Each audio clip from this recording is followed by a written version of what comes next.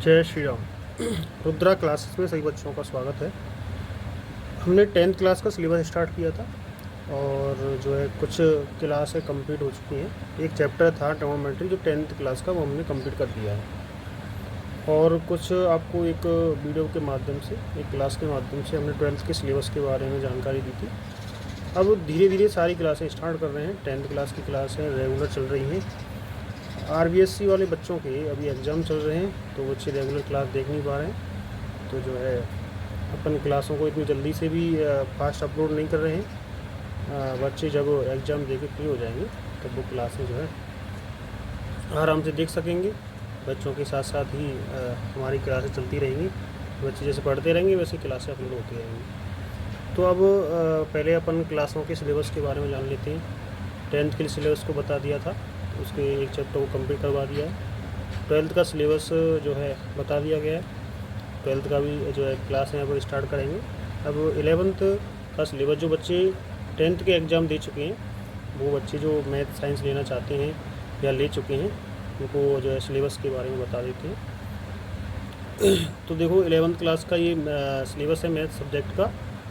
इसमें सबसे पहला जो चैप्टर है, सबसे पहले जो एक्सरसाइज दे रखी है वो है समुच्चय। समुच्चय यानी कि सेट्स। उसके बाद में सेकंड एक्सरसाइज है संबंध एवं फलन, रिलेशन एंड फंक्शन। कुछ चैप्टर ऐसे हैं जो आप 10th में पढ़ चुके हैं, वो 11th में भी हैं। और कुछ चैप्टर ऐसे हैं जो 11th में पढ़ोगे वो 12th में भी आएंगे। और उसके बाद में तीसरा जो चैप्टर है वो है ट्रिग्नोमेट्री फंक्शन, त्रिकोणमिति फलन, त्रिकोणमितीय फलन, ट्रिग्नोमेट्री फंक्शन। ये आप 10th में पढ़ चुके हो। मैंने अभी इसी चैप्टर को 10th क्लास को जो है कंप्लीट करवाया है और 11th क्लास में भी। हम फिर यहीं से स्टार्ट करेंगे। जो आपने 10th क्लास में जो पढ़ा है चैप्टर, अगर उसको अपन 11th क्लास में पढ़ाएं तो बच्चों को ज़्यादा समझ में आता है। यानी कि साइकोलॉजी भी कहती है कि सरल से कठिन की तरफ आपको चलना चाहिए। जिस चीज़ को अपन पहले से जानते हैं उस चीज़ के बारे में अगर हम आगे और उसको बढ़ाएं तो हमारा दिमाग जो है अच्छा चलता है, अच्छा उसको कवर करता है। तो बच्चों को इस तरह से ही हमें पढ़ाना चाहिए। मैं तो इसी तरह से पढ़ाता हूँ। जो बच्चे पहले पढ़ चुके हैं, पुरानी क्लासों में जो चीज़ आ चुकी हैं वो आई क्लासों में भी आ रही हैं, तो मैं पहले उसी चैप्टर को पढ़ाना चाहिए। तो देखो त्रिकोणमितीय फलन, ट्रिग्नोमेट्री फंक्शन दे रखा है। थर्ड चैप्टर एक्सरसाइज नंबर 3, ये 10th में भी था और ये 11th में भी है। और उसके बाद में नेक्स्ट चैप्टर है, नेक्स्ट एक्सरसाइज है एक्सरसाइज 4, सम्मिश्र संख्याएं और द्विघात समीकरण, complex number and quadratic equations. उसके बाद में 5 चैप्टर है रैखिक असमीकाएँ, लीनियर इक्वलिटी, क्रमचय और संचय, परमुटेशन एंड कॉम्बिनेशन। उसके बाद में 7 चैप्टर एक्सरसाइज नंबर 7 दे रखा है द्विपद क्रमिक, बाइनोमियल थ्योरम।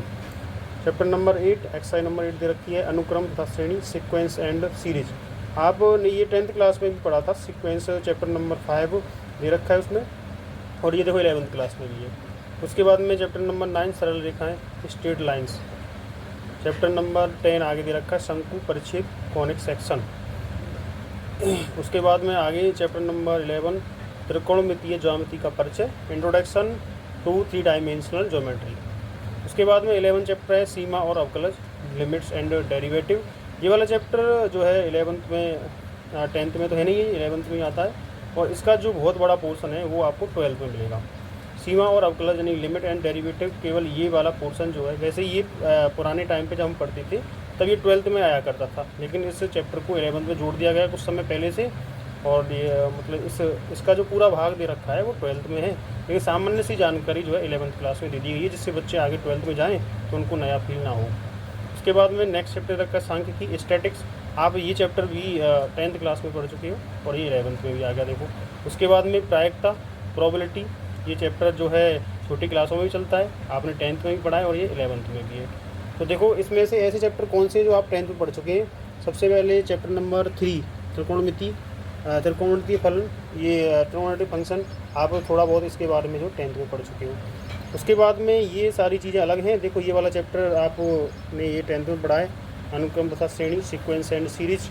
उसके बाद में इनमें से जो है आगे आपने जो है, और तो बाकी के सब नए चैप्टर हैं, न्यू चैप्टर हैं आपको मिलेंगे जो है। एक्सरसाइज नंबर 13 सांख्यिकी, ये आप 10th में पढ़ चुके हो।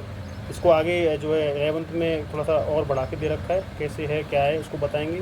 उसके बाद इसमें लास्ट दे रखा है प्रायिकता, प्रोबेबिलिटी। यानी कुछ चैप्टर ऐसे हैं जो आप 10th में पढ़ चुके हैं, बाकी चैप्टर नए हैं। तो आपको डरने की कोई ज़रूरत नहीं है, धीरे धीरे आप जो है पढ़ते जाओगे, सबको समझ में आता जाएगा। मैं बहुत सिंपल भाषा में बच्चों को समझाता हूँ, ठीक है। बेसिक पढ़ेंगे, और कंपटीशन एग्ज़ाम में क्वेश्चनों को जल्दी कैसे करते हैं वो भी अपन जो है कराएंगे। जैसे एनडीए में आते हैं क्वेश्चंस, नेवी में आते हैं। मैथ स्ट्रीम से जो होते हैं वो बच्चे एनडीए का एग्ज़ाम दे सकते हैं, आईआईटी का दे सकते हैं, एयरफोर्स, नेवी। तो उसमें कैसे क्वेश्चन आते हैं उनको भी साथ साथ पढ़ाते रहेंगे। लेकिन पहले अपन बेसिक पढ़ेंगे, सिलेबस में क्या दे रखा है उसको पढ़ेंगे, और उसके साथ साथ जो कंपटीशन एग्ज़ाम में क्वेश्चन होते हैं उनको किस तरह से करना चाहिए, और शॉर्ट फॉर्म क्या होती है उनकी, उनको आपको बताएंगे। तो आपको डरने की कोई ज़रूरत नहीं है। जो बच्चे मैथ साइंस लेना चाहते हैं वो आराम से मैथ साइंस लें, और हमारे चैनल से भी जुड़ें। अगर कोई आपको समस्या आती है तो इसके द्वारा जो है सॉल्व होती रहेगी। आप सभी बच्चों को इस चैनल के बारे में बताएं, सबको शेयर कर दें। क्लासें रेगुलर रहेंगी, और मेरी जो है मैंने एमएससी बीएड सारी योग्यताएं प्राप्त कर सकती हैं। 5-6 साल 7 साल मुझे टीचिंग में पढ़ाते हुए हो गया है। तो जो है मैथ सब्जेक्ट में अच्छी नॉलेज है, अच्छा एक्सपीरियंस है, ऐसी कोई दिक्कत नहीं है। सिंपल भाषा में बच्चों को समझाएंगे, साइकोलॉजिकल सिस्टम पूरा लगाएंगे, बच्चों को किस तरह से पढ़ाना चाहिए, बच्चों का किस तरह से दिमाग जो है कैसे काम करता है, क्या जो है हमें पढ़ाना चाहिए।